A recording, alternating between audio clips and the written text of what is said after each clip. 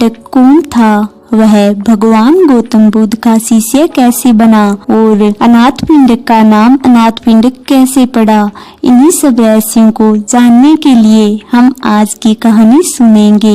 इससे पहले कि आप हमारी कहानी सुनने में खो जाएं, प्लीज चैनल को सब्सक्राइब कर दें और बेल आइकन को दबा दें, जिससे कि डेली मोटिवेशनल वीडियोस आप तक पहुंच सके। तो चलिए आज की कहानी शुरू करते हैं। बुद्ध के शिष्यों में एक शिष्य था अनाथ पिंडक। वह धनी व्यक्ति था। उसका यह नाम इसलिए पड़ गया था कि वह रोज सुबह सुबह अपने घर के बाहर अच्छा भोजन बनाकर बैठ जाता था। उसके पास जो आता था उसे वह खिलाता था। वह अनाथों के पिंड को भरता था, अर्थात सबका पेट भरता था, इसीलिए उसका नाम अनाथ पिंडक पड़ गया। वह अपने काम और नाम से प्रसिद्ध हो गया था। उसका यश दूर दूर तक फैल गया था। बुद्ध भी उसकी ख्याति सुन चुके थे। बुद्ध उन दिनों अपने हजारों सन्यासी भिक्षुओं के साथ वैशाली नगर में उपदेश दे रहे थे और लोगों को असीम शांति प्रदान कर रहे थे। अनाथ पिंडक को मालूम पड़ा कि मेरे नगर के पास ही बुद्ध अपने अनेक शिष्यों के साथ आए हुए हैं। वह उनके दर्शन करने गया। वहां पहुंचने पर उसे बुद्ध के दर्शन हो गए। बुद्ध शांति, आनंद और प्रेम की मूर्त थे। चेहरे पर मंद मंद मुस्कुराहट थी। उनके वस्त्र पीत रंग के थे और सिर पर जटाएं थी। वे बहुत ही मीठा और नम्रता पूर्वक बोल रहे थे। उनको सैकड़ों लोग बिल्कुल शांत होकर सुन रहे थे। बुद्ध की शांति और आनंद उनके हृदय में उतर गया। सत्संग समाप्त हुआ। अनाथ पिंडक करीब आया, बुद्ध के चरणों में नमस्कार किया और कहा, बुद्ध, मैं अनाथ पिंडक हूँ। बुद्ध ने कहा, कहो कैसे आए?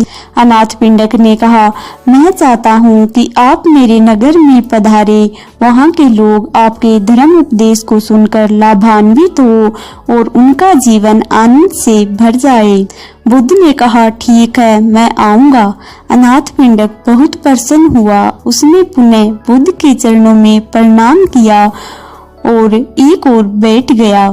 महाकश्यप बुद्ध के शिष्य थे। उन्होंने पिंडक को समझाया कि हम यहाँ पर हजारों भिक्षु हैं, तो किसी एक के घर में तो रुकना संभव नहीं हो पाएगा। इसीलिए अच्छा यह रहेगा कि तुम किसी खुले बाग बगीचे में व्यवस्था कर लेना।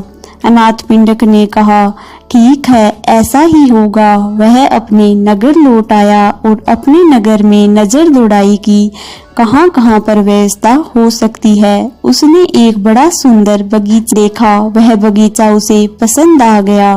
वह उस बगीचे के मालिक के पास गया और उससे जाकर कहा, मैं आपका बगीचा खरीदना चाहता हूँ। मैंने बुद्ध देव को बुलाया है। उनकी सेवा के लिए मैं उनको यह बगीचा भेंट करना चाहता हूँ, ताकि वे यहाँ पर रहकर लोगों को धर्म का उपदेश देकर उनका जीवन धन्य कर दें। बगीचे का मालिक संत महात्माओं के प्रति श्रद्धा नहीं रखता था, इसीलिए उसने साफ मना कर दिया कि मैं तो बगीचा नहीं बेचूंगा। बहुत मनाने पर कहा, चलो ठीक है, यह बगीचा तुमको देता हूँ, पर इस बगीचे की कीमत एक साथ लूंगा। इस बगीचे की खरीदारी यूं होगी कि तुम जितनी जमीन पर सोने के सिक्के बिछा दोगे, मैं उतनी जमीन तुम्हें दे दूंगा। अनाथ पिंडक के तो प्रसन्नता के मारे आंसू निकल आए। उसने कहा, शुक्र है तू राजी तो हुआ। मुझे बुद्ध देव को यहाँ पर लाना है और अगर इतनी बड़ी कीमत भी है तो मैं ये कीमत भी दूंगा। अनाथ पिंडक अपनी सारी दौलत, सारा सोना बैलगाड़ियों में भरकर ले आया। उसने सोने की सिक्कों से सारा बगीचा पाट दिया, सोने की तह बिछा दी। यहाँ के लोग अनाथ पिंडक को पागल कहने लगे। उसने एक महात्मा के लिए अपनी सारी संपत्ति लुटा दी है। लोगों को क्या मालूम था कि संत महात्मा और गुरु का सानिध्य कितना अमूल्य होता है। महात्मा बुद्ध 40 साल तक देश भर के गांव-गांव में जाकर धर्म का उपदेश देते रहे। उनका यह भाव था कि जिस आनंद को मैंने पाया है वह जन जन तक पहुँचे। शांति पाने का अधिकार सबको है। वे घर घर जाकर ज्ञान का दीपक जलाना चाहते थे। उन्होंने जीवन भर अनेक दीपक जलाए। उनके उपदेश से अनगिनत लोगों का मन निर्मल हो गया। अनाथपिंडक के मन में बस एक ही इच्छा थी कि मैं महात्मा बुद्ध का सानिध्य प्राप्त करूं, अपने नगरवासियों के साथ बैठकर बुद्ध का उपदेश सुनूं, जो अमृत है उसको बैठकर सबके साथ पीऊं। बगीचे के मालिक ने देखा कि सारा बगीचा सोने के सिक्कों से पटा पड़ा है। वह अनाथपिंडक की एक महात्मा के प्रति अगाध श्रद्धा को देखकर हैरान हो गया। उसका हृदय पिघल गया। श्रद्धा की बुझी हुई ज्योति जल उठी। उसने एक मन में कहा, मैंने बहुत ही गलत किया है। उसने हाथ जोड़कर अनाथपिंडक से कहा, आप इन सारे सोने के सिक्कों को उठा लीजिए, मुझे धन नहीं चाहिए। इस सारे बगीचे को आप मेरी ओर से उपहार समझ लें। अनाथपिंडक ने कहा, अब तो वचन हो चुका है और मैं अपने वचन से पीछे नहीं हटूंगा।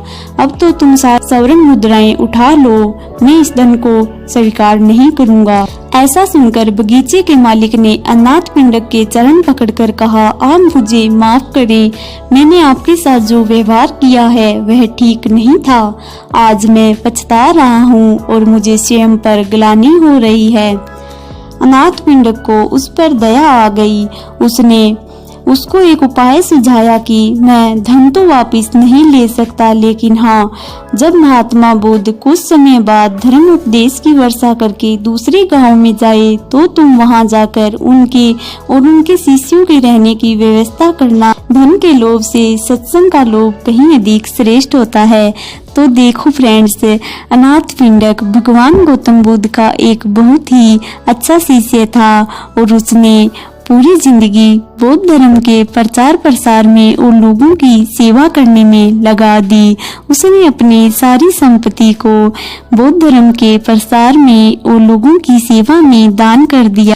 तो अनाथपिंडक के जीवन से हमें यही शिक्षा मिलती है कि हमारी किसी के प्रति श्रद्धा भाव है तो उसे पूरे दिल से निभा। ऐसा नहीं कि जब विघ्न बाधा आ जाए तो भरोसा उठा लिया जाए। हमें हमेशा अपने इष्ट पर भरोसा बनाए रखना चाहिए और अपने कर्तव्य का निश्चित रूप से पालन करना चाहिए। निश्चित ही हमारा उद्धार होगा। तो फ्रेंड्स, अगर आपको हमारी आज की कहानी पसंद आई है तो वीडियो को लाइक करें और चैनल को सब्सक्राइब कर दें, जिससे कि आपको हमारी वीडियो का नोटिफिकेशन प्राप्त हो सके। जैसा कि हम आपको अपनी हर वीडियो में बताते हैं, आप खुद भी मुस्कुराइए और दूसरों को भी मुस्कान बांटते चलिए, जिससे कि मुस्कान बांटने की ये सीरीज आगे से आगे चलती रहे और एक दिन पूरी दुनिया मुस्कुराए। जय हिंद, जय भारत दोस्तों।